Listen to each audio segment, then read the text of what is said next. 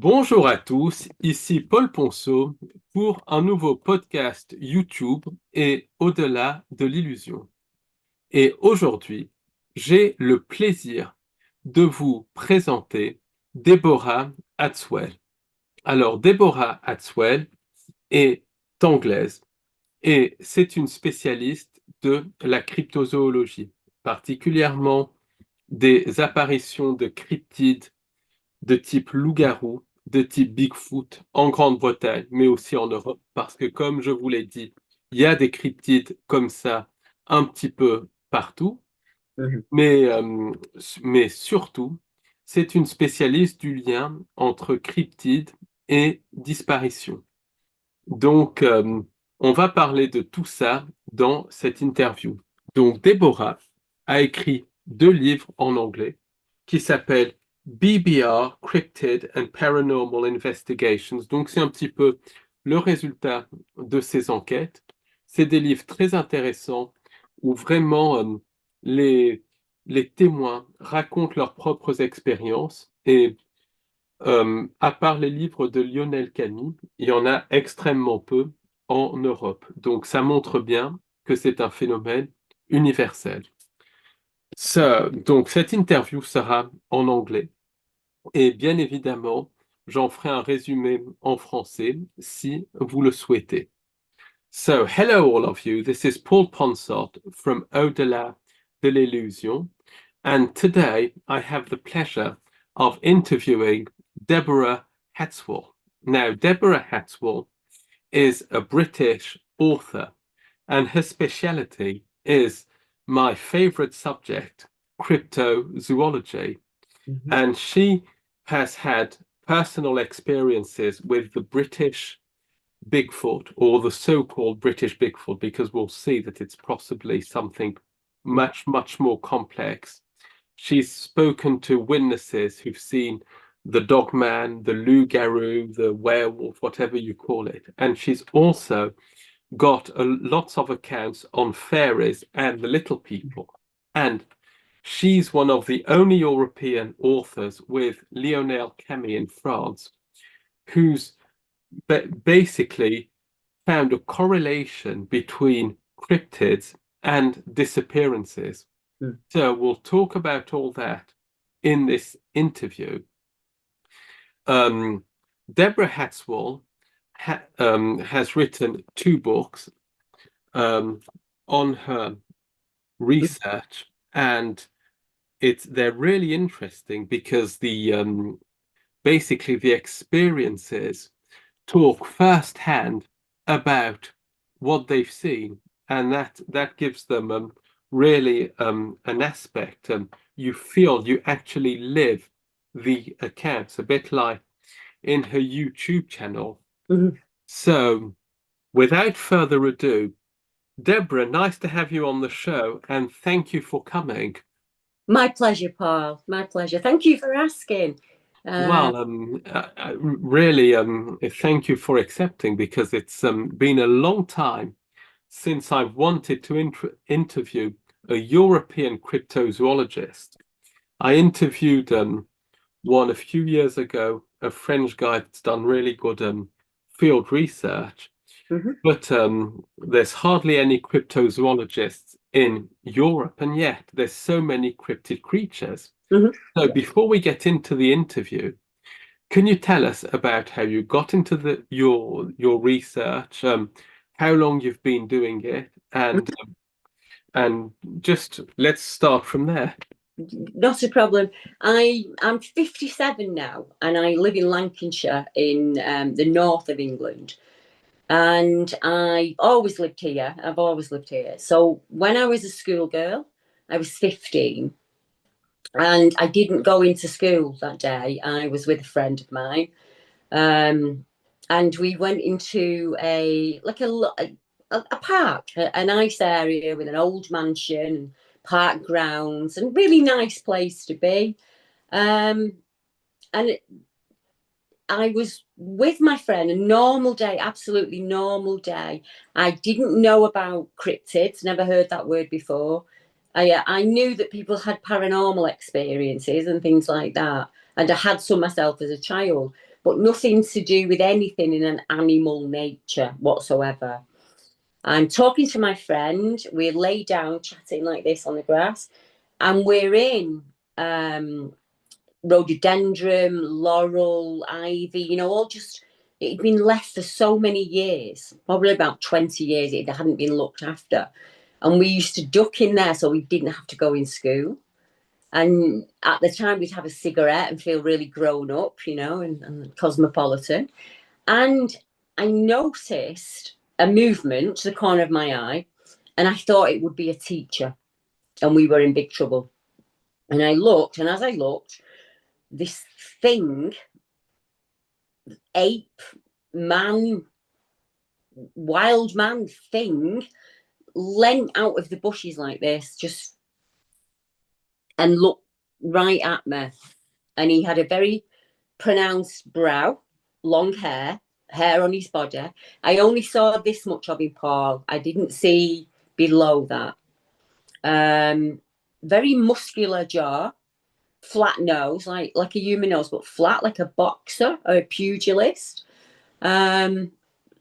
Lips like ours, no canines, nothing like that, normal teeth. And he looks surprised to see me. And I was terrified, and she was terrified. And I'm going to be really honest, I pushed her. I was so frightened without thinking, primally pushed her and just ran. I was up and I was running. And I looked back to see if he was coming after me. And she was running in the opposite direction. And he just went into the greenery and he was gone. And it was just like this, like the green man that we know. Just like a chameleon, just blending into it. He just blended in. And that was 1982. So that was 42 years ago now. 2 years ago, I always used the word he melded. And I don't know why I use that word, but that's what I've always said. He melded into that greenery. Another researcher, not myself, spoke to a witness in an area. It's still in Lancashire. She was walking her dog early morning, and she was in the like a parkland setting, same kind of setting. And she said an ape man, a man who looked like an ape, walked out of the woodland and just stood there looking at her, and she ran off screaming. And there was a man there who looks after the birds, and he goes in the morning, he puts seed out for the birds, lots of swans and migrating birds. And she said, help me, please help me. And he thought a man had attacked her, and he was like, what's wrong? And she said, I've just seen an ape, a gorilla, and it melded into the bushes. She said exactly the same thing as me. The next question people normally ask me is, well, has anybody else in your town seen the creature? 2 years after me, Paul, 2 years after me. I was 15. I saw him in 82. May time, summertime. It was nice. The weather was nice. And his hair was kind of dark brown, auburny coloured. A lady in January 1984, who was in her 30s, was walking her dog about 5 p.m. in exactly the same place as me. And she saw what she described as an ape stood up on 2 legs. He had a pot belly, a flat boxer's nose. He had brown hair all over him. He had male genitalia, hands and feet. And he just looked at her like that. And That's she incredible. grabbed exactly the same. She grabbed the dog and she was off screaming, gone. 2012, a man riding a bike has a problem with his chain on his bicycle. So he stops the bike. As he's fixing the chain, he looks there, and he described a gorilla in a stance like this. Reddish hair, thick, muscular mouth, muscular thing. And it just bounded off into the greenery and was gone. And then on the golf course, 2016, 4 men playing golf. see what they describe as an 8-foot hairy creature that is clapping and gesticulating at them to go away, go away. And there's 4 of them.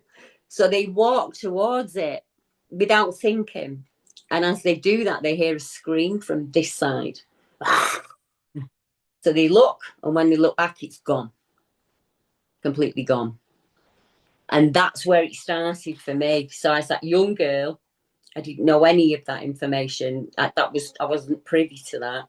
And I had to work out how I went back to school the next day, how I went on and got a job, how my it affected my entire life.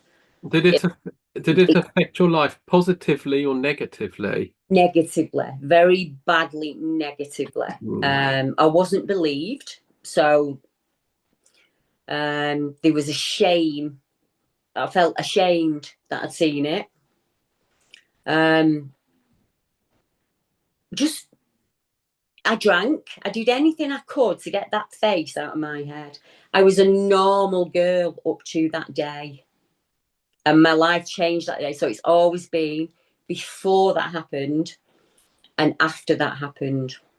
And I'll be honest, for 25 years, I didn't take my children into the woods. I grew up, my father took us everywhere. We went camping everywhere. We fished the rivers. We did all of those things.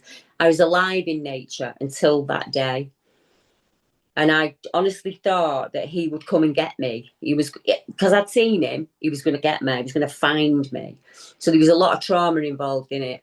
And I think it was the trauma that kept me looking. Because I came forward to British cryptozoologists and they just didn't believe me. It wasn't America. It wasn't in the wilds of, of Washington State or Texas or any of those things. It wasn't. It was England in a town not far from Manchester.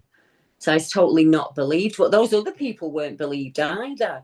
So I knew that I just had to keep going. I just had to keep going. So I learned everything that I could. I spoke to Ryger Burtsev, a Russian hominologist, when probably 20 years ago now. And he introduced me to Renee Dinderhadel and the guys that did the Bluff Creek expedition. And in fact, we can see there's a paranormal. I'm sorry to interrupt because we can see there's a paranormal connection with those beings, which we'll talk about later, because there's a synchronicity here. Yesterday, in the Canadian bookshop of Paris, I was walking with my wife. We went into that Canadian bookshop, and in French, I found a book on Russian hominids. Now, what's the chance of finding that in a Canadian bookshop in Paris? Hardly any, and it's an old book. Is it by Dimitri? Is it Dimitri's book? Dimitri, yeah, I think it's Dimitri. Dimitri, yeah, it's Dimitri. It's it dates back to 1996 in the French edition, anyway. Yes, I have other things. I'll send them to you because I know you really enjoy the subject. Dimitri was Iger's student. So Iger Burtsev is head of Russian hominology. He's in his 80s now. And one of his students who became one of the best hominologists in the world is Dimitri. I think it's Dmitry Ivanov. And he did a massive amount of work across Europe and Russia to prove the Russian wild man. And I somehow stumbled into a Skype group with these guys in there. And as I say, they did the Bluff Creek investigation there. So the amount of work that Iger gave me, just handed it over to me. One of the things that I insist on is we have to keep this information for prosperity reasons. All of the older guys now, some have passed on and some are at the age where they're completely retired. And we can't lose that information. It can't be lost. It's absolutely vital. And that's why I started mapping. Mapping is my way of getting all of that information down into one place where I can go, right, there's a report there, there's an account there, there's one here. Is there a migration pattern? Or is there something about that land that is attracting or emitting energy? And these cryptids are using that to appear or move around. So I don't just do flesh and blood. We look at everything. Yeah, that's how I proceed with my research, because there are cases, in my opinion, I've studied cases in the USA. I haven't been there, but I've studied cases Yeah. through books in the USA. Mhm. In France, I've actually been where there's been appearances in a valley called the Val de Mar, which is in the Hautes-Alpes, which is in the south of France. Mm. Very isolated region, in fact. And it's one of the rare regions of the south of France, of the mountains, that's far from tourists. And actually, it was the summer of 2020, so when there'd been the lockdowns and everything, Yes.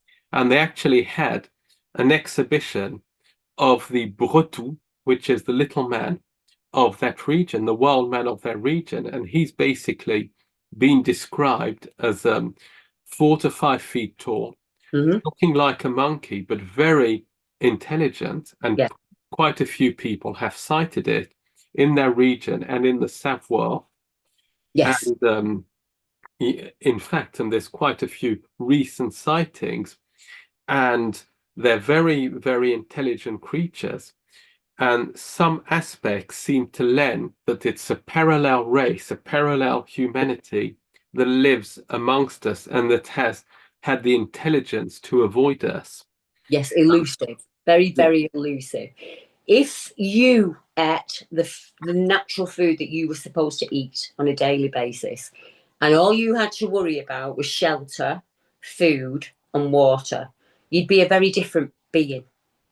You'd be far more muscular. You would adapt to your environment. We probably like early man back in the day when we were more ape-like than we are human. I've always believed that it's a brother or a cousin, a hominid of some kind that we don't understand. And the descriptions are different. So, and they should be, because I look very different to somebody that lives in Alaska in America. There Yeah. is a reason, a genetic reason for that, and that's the DNA. So a lot of people will say, well, why are they say the skunk ape looks one way and the Russian Alma looks very different? Because it's had different food, it has a different environment, it has a different migratory route, and any being, animal, whatever name you want to give it, will adapt. We adapt to our region and we conquer and thrive. Survival of the fittest, as Yeah. they say. As human beings move further and further out into the green places, we have to come closer and closer to them because we are leaving them no choice.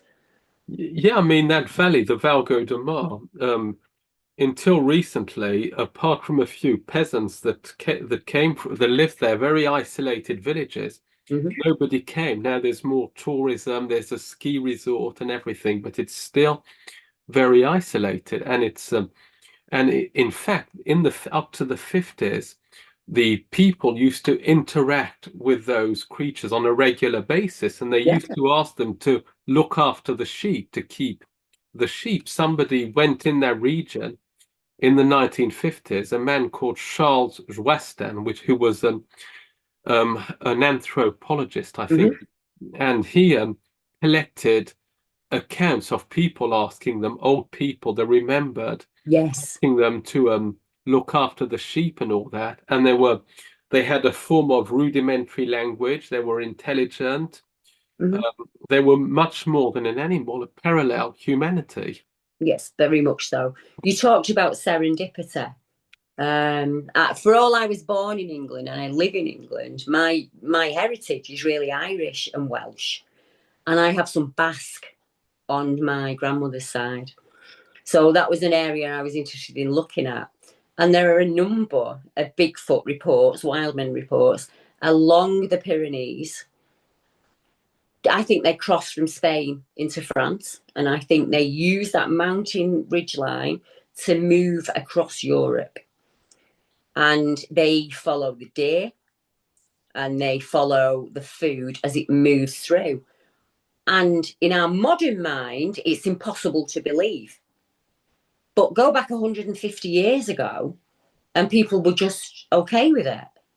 Russians see no problem whatsoever wrong with the wild men of Siberia. They think it's a really great thing to see it. So if they see it, they feel very lucky to have seen it. And we used to live alongside them. And there's a case in the UK, in England, down south, further towards London. And the gentleman there married and moved onto a farm with his wife. And his wife, whatever they caught, so if they were picking blackberries, she would leave some in the woods for what she called the caretakers. If they fished, she would leave a fish in the woods. And they had kind of an argument about it, because he said, we had no money back then, and she was giving food away. And she said, if you look after the caretakers, the farm will always flourish. We will always have food on the farm. And it was true. And it was true for 35 years. And she died. And after she died, he saw a very tall, hairy man and a woman, as he described them, on the land. And it broke his heart because he never believed her. He's Lily, he used to call her. He never believed her. And was it a physical being, according to him? Yes. Yeah. They see a lot of there's a paranormal aspect, but there's also a very physical aspect. People have found artifacts in the village, because we lived in that region up until June of this year, when we came back to Paris because for our daughter's schooling and for business, basically. And we lived in that region, and in a village called Chavestan, which is quite well, it's not touristic, but it's not as isolated as the Valgo de Mar. About 25 years ago, people used to find very small footprints about that size by wells, by water reservoirs.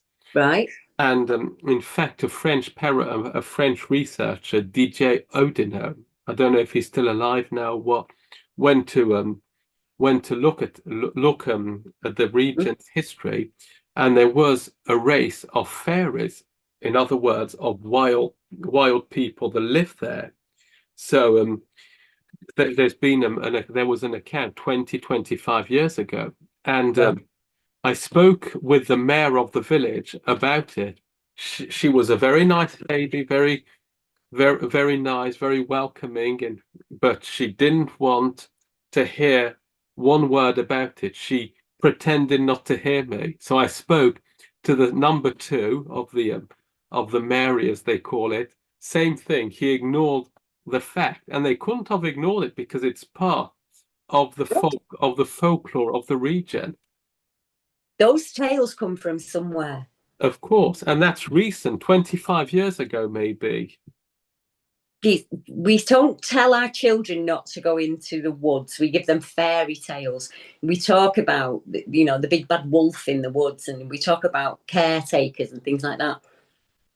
In England, you would be amazed how many people, including myself, had never heard of the woodwose.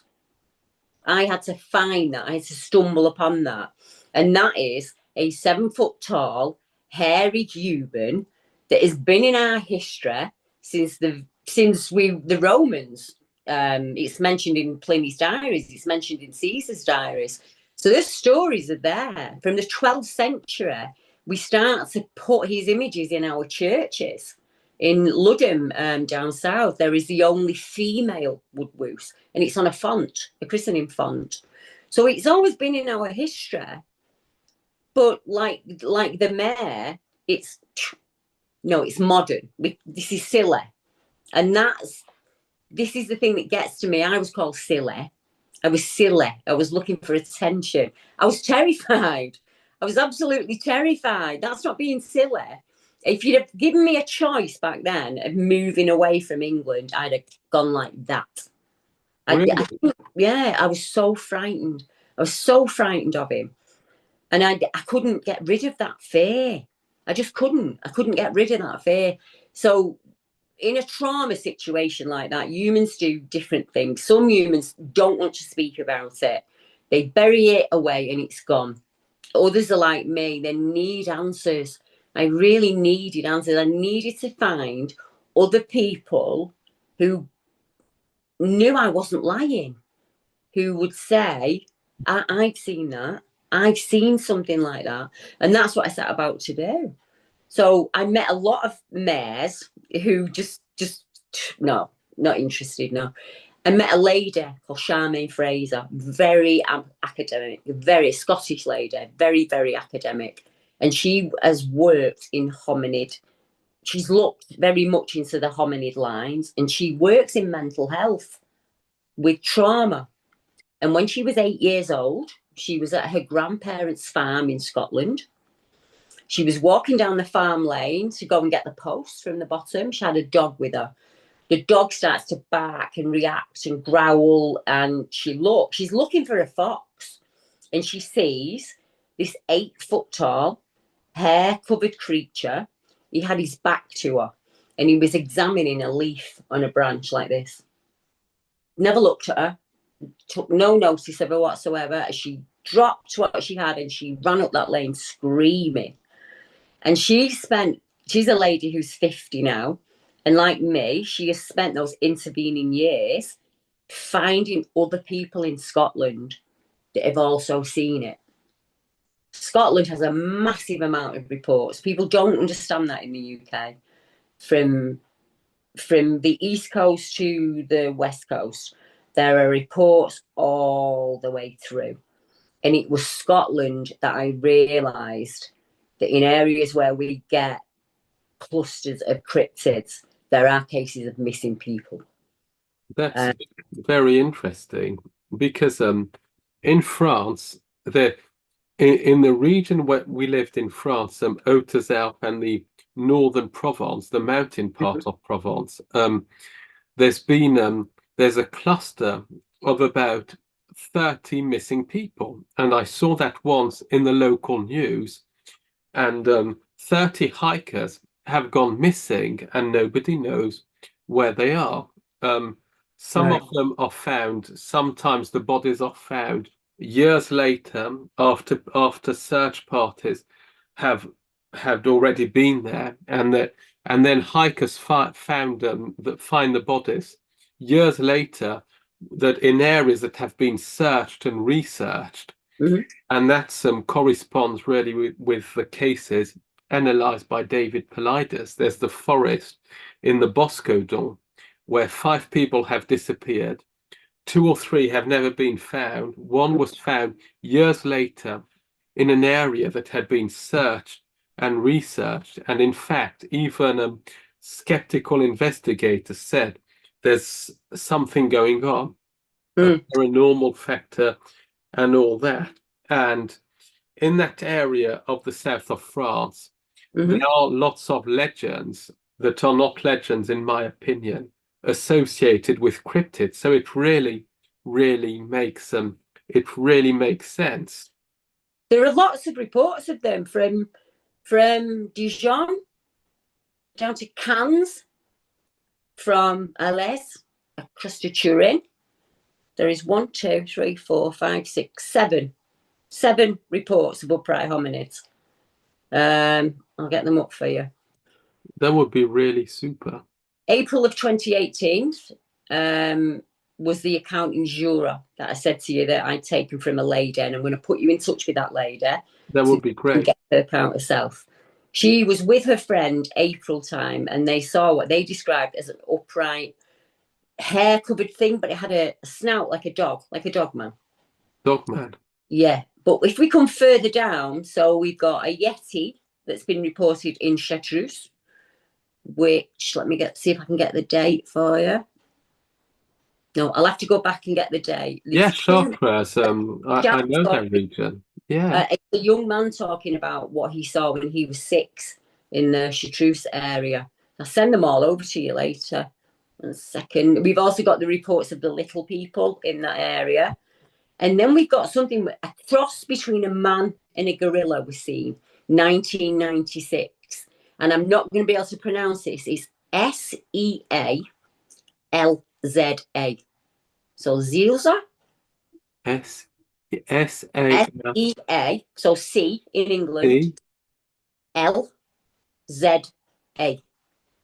Cielza. Yeah. December 1996. A chap called Jean saw. There was 3 men in a car travelling and they saw a strange ape-like creature at night as it crossed the road. It was a giant being, more than 2 meters in height, moving between the trees. He said the creature looked like a gorilla. When he said the word in French, he reiterated it, gorilla. So I've actually got reports and I've sourced them from online. So I'll send them to you and send you the links and you can have a read through them, you know? Yeah, that would be really interesting. Jura was the case. Evie, she won't mind me saying, her name's Evie Schwamm. And she'd done what I did. She was so frightened by what she saw that she started researching into these cases. And she sent me a really strange report. And it was a human head that was brought home by a family dog in 2019. So this dog had come running in the home with a human head in its mouth. And it was, yeah, exactly.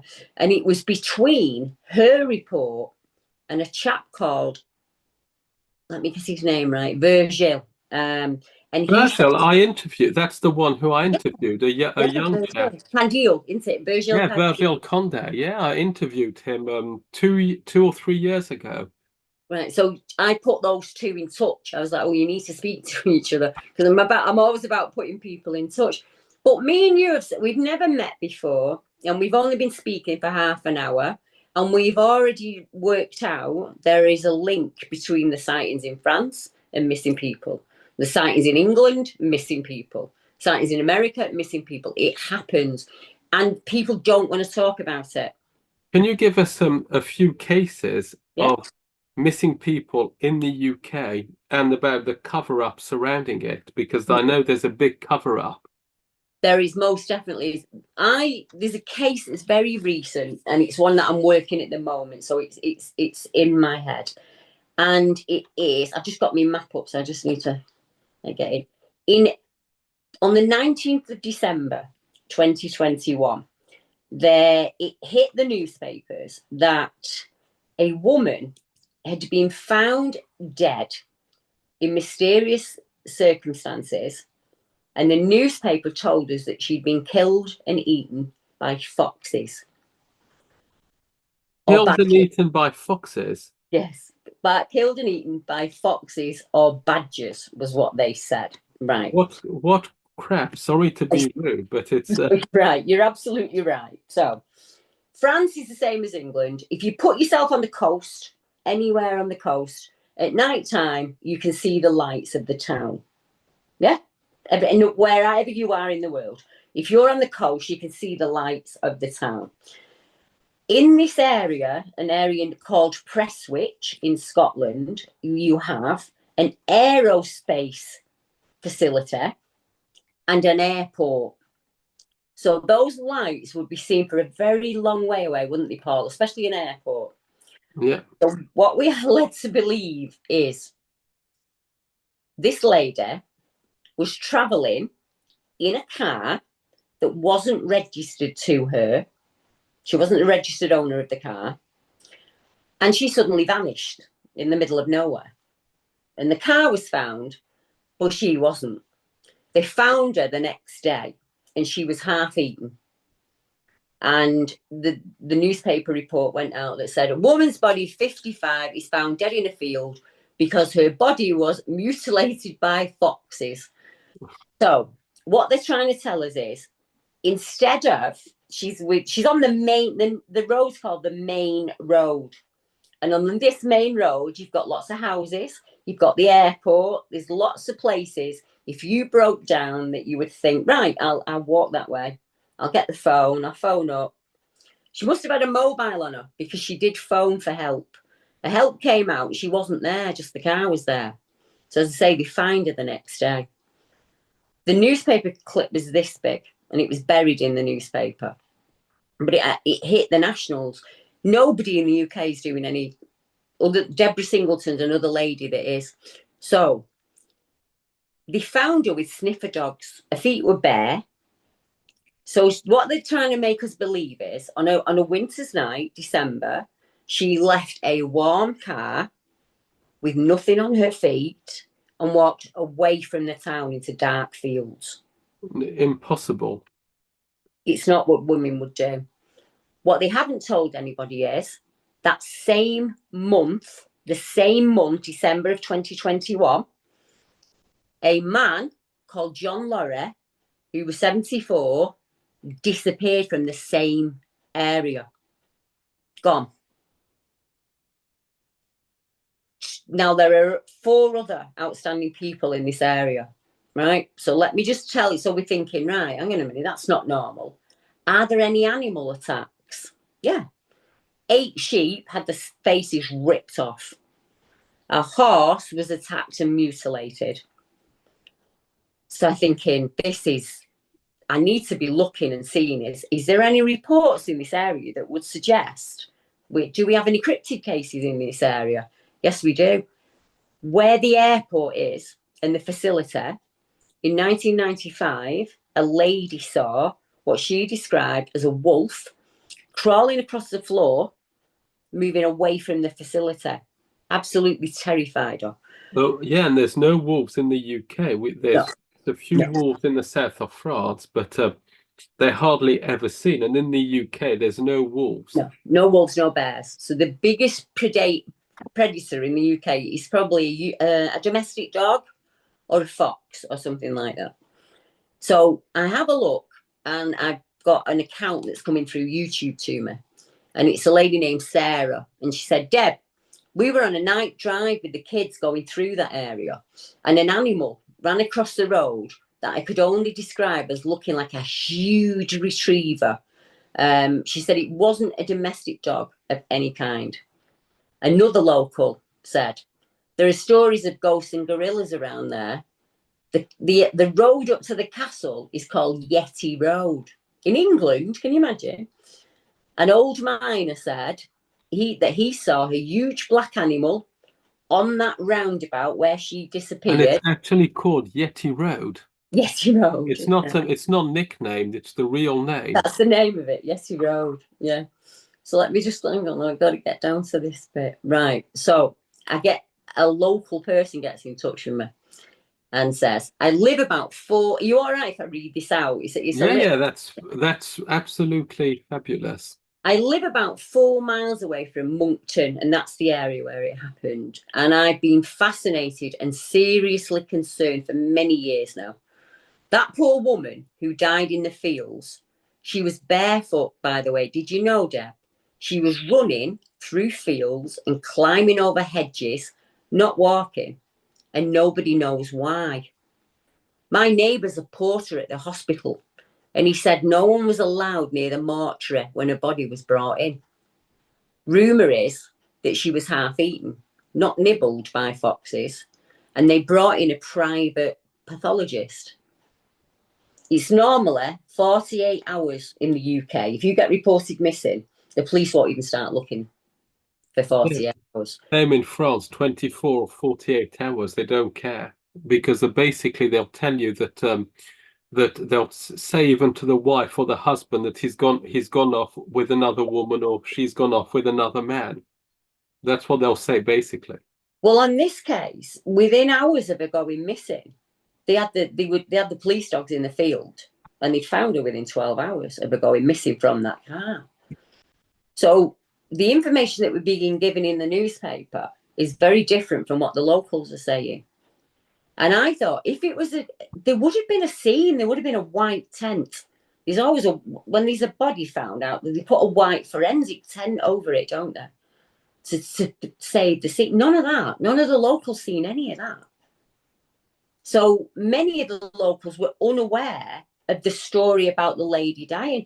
She was 55 and she was from Airdrie. So they must know, the police must know her identity. And that case is closed, Paul. It's just classed as unexplained, and it is closed and over and done with. Case closed. So nobody's looking at it. You can't open it. We tried under the Freedom of Information Act to find out something about her. I wanted to know, it's illegal in the UK to be driving a car with no license that's not registered to you. Right? You're not supposed to do that. It's against the law. Yeah. So, but that's what happened. She was driving a car that wasn't her own. They didn't name her in the newspapers. Every other missing person gets named. No name, nothing. Deborah Singleton, the other lady I told you about, she went through every notification of death. And she started in Moncton and she worked her way out across Scotland trying to find this lady. Nothing. And it's not the only area it's happening in. So it's like, where's the next one? Where do we go now, Paul? Where do we look? Well, within 2 miles, we have another cluster and another area of people going missing. When you look at it on the scale, I'm going to send you this map over later so you can actually have a look. I've only just started putting the missing people on it. I don't want to overwhelm myself, if you get what I mean. Because I now travel the road. When I finish this interview with you tonight, I'm going up to the moor with my husband in the dark to look for a werewolf. Because over the past 5 years, there's been over 25 sheep killed up there. And in your opinion, it's a werewolf and a dogman that's responsible for those disappearances? I can't say that definitely, because we get ape-like looking creatures as well in these areas.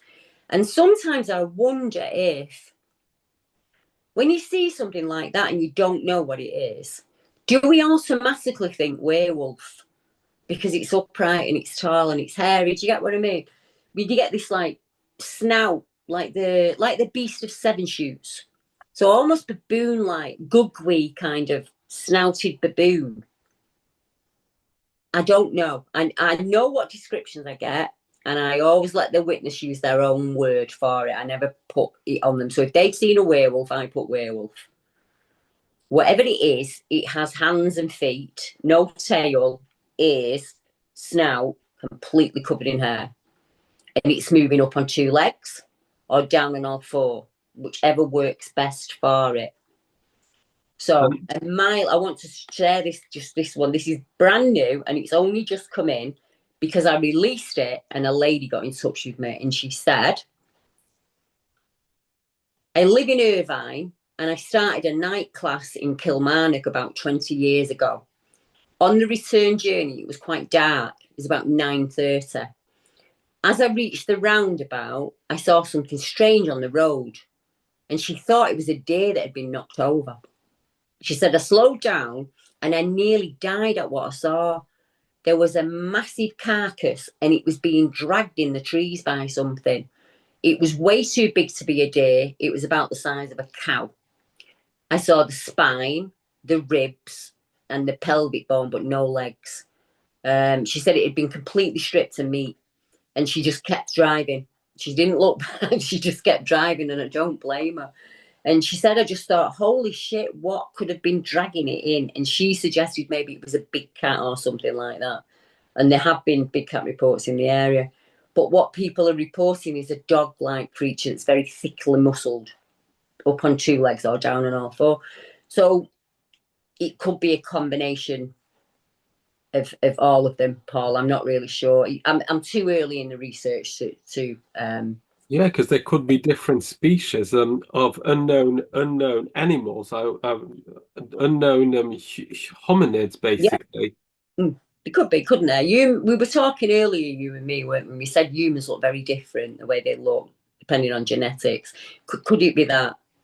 Could it be that we're seeing these different creatures and we're all identifying them in a way that we know how, with what knowledge we have?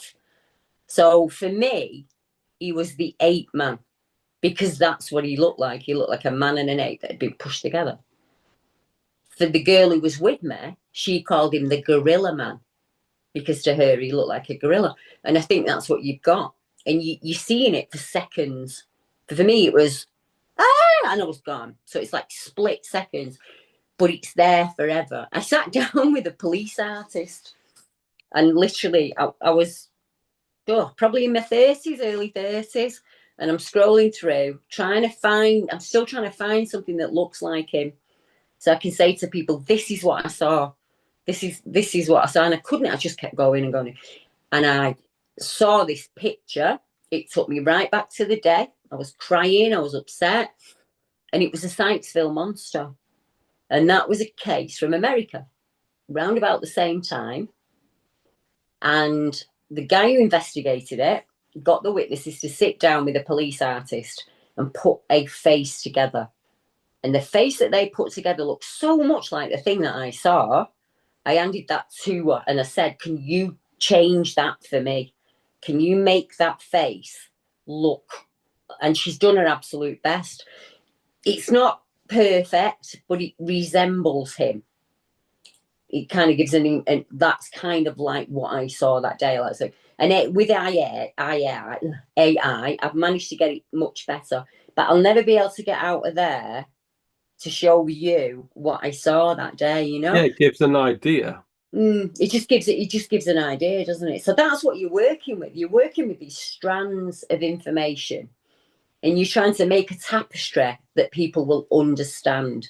You know, so that you can take them on that journey from whether they have an interest in the subject or whether they are a witness themselves or whether they want to be an investigator. There's a road that you have to travel to do that, you know? So all I do is I say, there's the road. These are your options. These are your tools. This is what it could possibly be. Go find out for yourself. Jump in with 2 feet and go, whatever works for you, whatever makes you think, that's it, that's what I saw, well, you run with that. Because it really is your story at the end of the day, isn't it? You know? Yeah.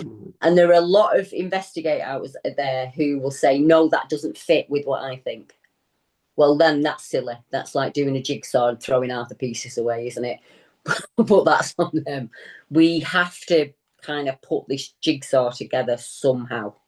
Yeah, because I mean, lots of researchers, like there's Nick Redfern, who did Yeah. quite a good job on the British Bigfoot, but he'll be saying they're all paranormal animals, and there is a paranormal component which we'll talk about later on. But I've lived in the UK for a long time. I also went to Scotland for a holiday, and when you're in those regions, most of the UK is actually uninhabited, and Scotland even more. So there's plenty of room. Imagine an animal or a hominoid that's more intelligent or as intelligent as us, because that has even psychic powers, because according to the testimonies in France, those animals are capable of making themselves invisible, of manipulating perception, and there's the same type of witness account in the United States. So an animal with psychic abilities that's as intelligent or more than we are, that knows nature perfectly, can hide from people for many years. In France, there was this case of there was a Corsican man that murdered a prefect, which is like the I don't know what you'd say, but like somebody, the president of a region, in 1998. And that man lived in the forests in Corsica and in the mountains for over 10 years. Just he knew the terrain and everything before he was caught. So an animal that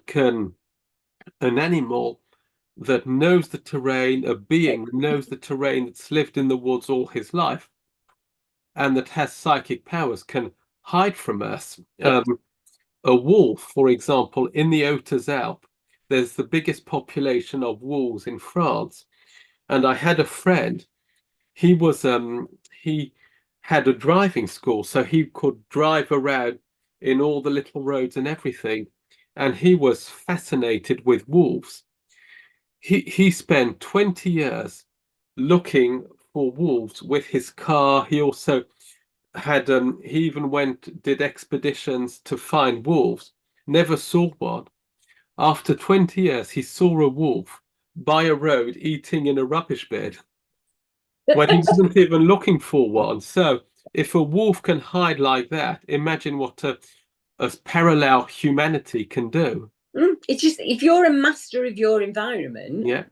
then we tend to forget that us humans haven't always been on this level. We used to be like apes. Before we had speech and language, we had to communicate. And I think all human beings have that ability, that telepathic ability. You know when your children are sick, and you know when your wife's upset with you. You pick up on it before words are said. Yeah. Some people can walk into a room and feel something. They pick up on that energy. And for all we use the name paranormal, that just means around normal, which tells me that ability is within us. And I think some people can tap into cryptids, and cryptids can tap into some people. They recognize them in some way. I've spoken to many witnesses of Bigfoot and Dogman and werewolf who were children who would see wolves in their room at night. So you say to me, I always, with witnesses, I always say, right, now you've told me about that, take me back. What's the first thing you remember that seemed strange when you were growing up? And they will say, when I was in my bedroom as a child, I would see this. I used to see these awful dogs, like biting dogs. They were awful. And they used to terrify me. And yet all these years on, I researched that and I recognise it as what's the connection? One lady saw, she was 15 like me, on a golf course, and what she saw, she said it was sickly and ill. It looked ill and sick, like it was ailing in some way, like it wanted her to help it. And she said, what could I do? I was only a girl. And I asked her to tell me about when she was little. And she said, Dad had to come in the room at night and remove the wolf. There used to be a wolf that sat in the corner of the room, and he would pretend to put a lead on it, and he would pretend to take it out, and then she could go to sleep. I don't know. I'm not an academic, but there is a connection there somehow. Well, I have a personal account.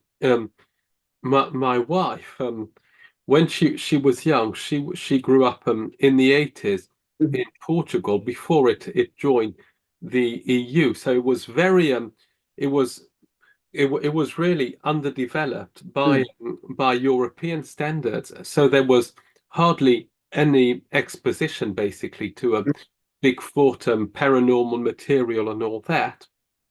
And one day she was in a room in a farm with her sister, and this being came in, blacker than dark, Yeah. very, very dark, and he just moved, and she just went under the covers and was absolutely petrified. And it was a house that was haunted. Lots of paranormal events happened and all that. Periods of sleep paralysis, missing time, Yeah. and lots of things like that. Years later, she told me what she saw, and I said, "You saw a shadow being." But one day she saw a photograph of a Bigfoot, the Patterson Gimlin Yeah. film, actually, and she said, "That's exactly what I saw, but much darker." So, did she see a shadow being, or did she see a Bigfoot again in a rural area in the mountains? What could she have seen, or are they the same, or can they Yeah. somehow manifest as shadow beings? Can they change their metaphysical bodies? Yeah. And we don't understand it. I've worked with people, and you will have too, who speak about a predator type being that moves through the woods, and you like, just like the film, and it's almost prismatic. It mirrors its surrounding. Now, there is a number of hair samples in the academics have it, and it changes under spectral light. So, is there something about their hair that enables them to reflect back, like many animals can do? And we see that there's lots of reports of things moving through the woodlands, crashing of trees, branches breaking. But you can see that happening, but not the being. You can't see the being. So we don't know if that's a technology of some kind, if that's a natural ability of some kind, or if they've adapted in a way to use shadow and light like an Amazon tribe would. If you walked into the Amazon, you will not find the tribe. Yeah, They will find you. that's They, absolutely true. they heard the boat coming in. They smelt you the minute you stepped off that boat because you've got shampoo, deodorant, coffee, driving your car. Human beings smell of everything, absolutely everything. And a hunter worth his salt will know that, and they will go into an area very quietly, will often blow smoke on themselves to get rid of their human scent. I think Bigfoot, dogman, werewolves, they know we're coming, and they just move until we move through that area, and then they come back. Like people will say, but I was fine. I've been there all year and nothing happened. But I went in January and I was frightened. Well, maybe that's when they're moving through that area. So I usually say, well, just leave it alone for a couple of weeks and then go back and see how you feel then, see what it feels like. If they are of a flesh and blood nature,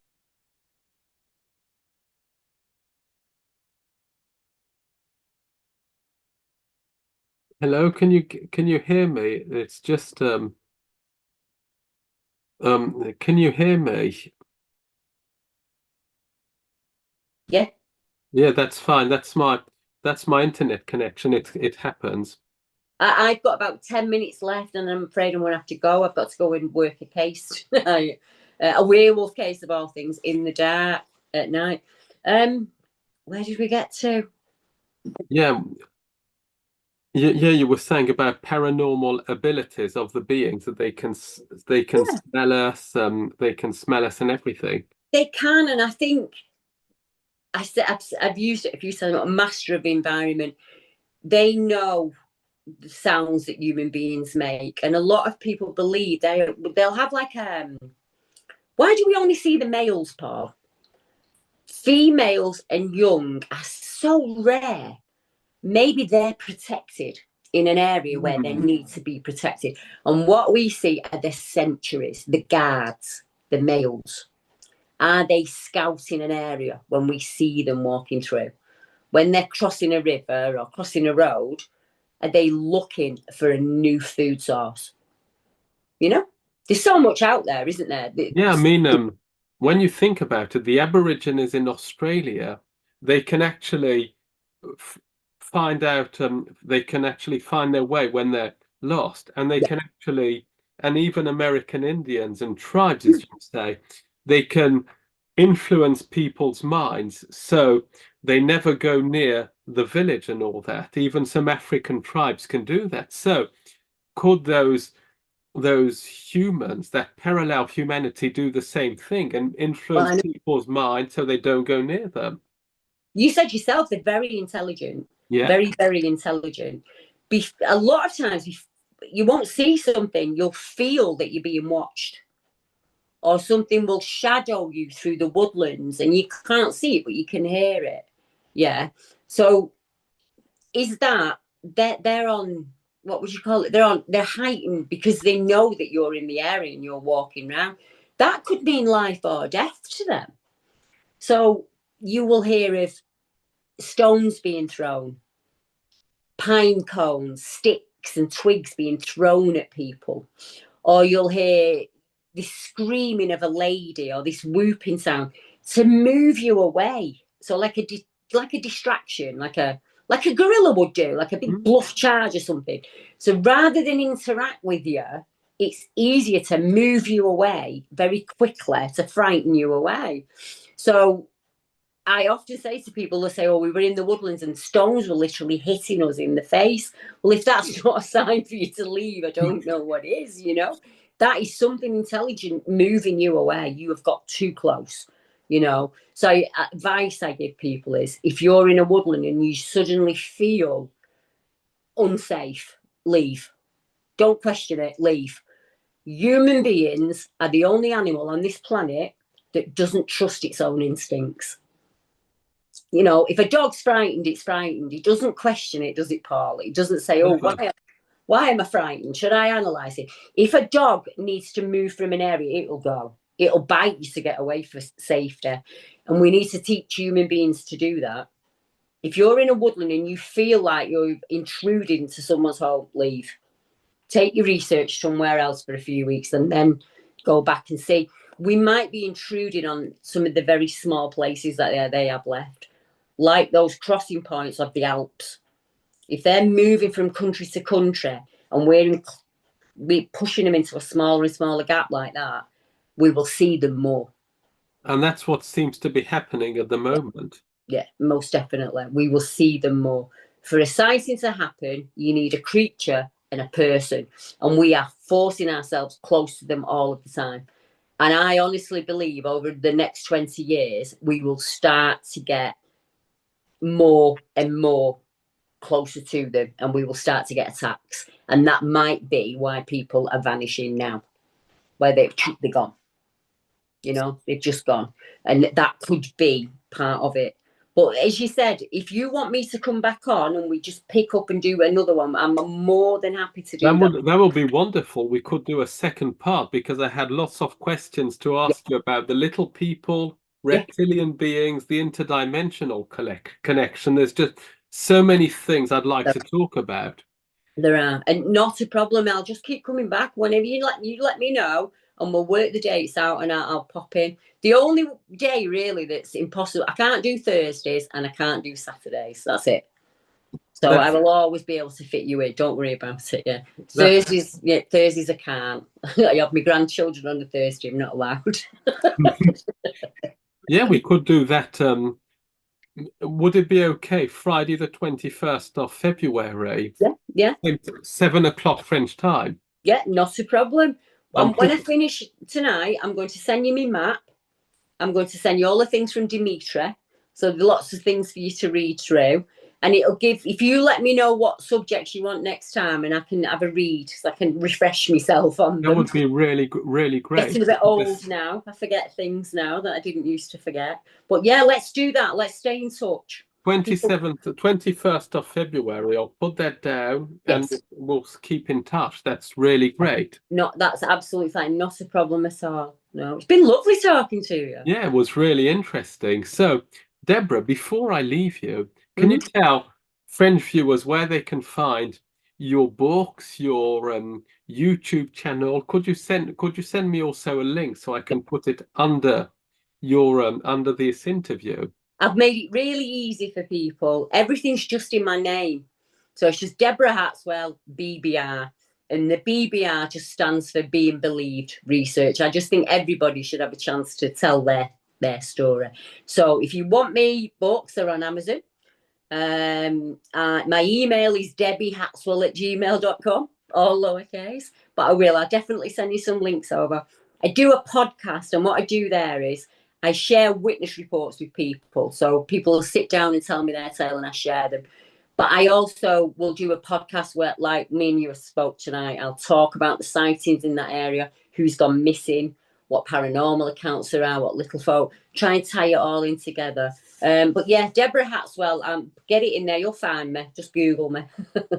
Well, it's really, really a great interview, and looking forward to doing the second part. Oh, brilliant. Thank you. So thank you, Deborah, and have a good werewolf hunt, literally. Yeah. Make it. I'm gonna have to make it home, won't I? No, I want to go up at the same time that it happened to the lady. I want to be there at the same time. So that's we plan to do it. I want to know what it feels like at that time of night. But yeah, I'll tell you about it next time I come up. Yeah, that's really super. So, in fact, I'm going to ask you in the next interview what you saw. Did you see if you saw anything? Yeah. Bye-bye, Deborah.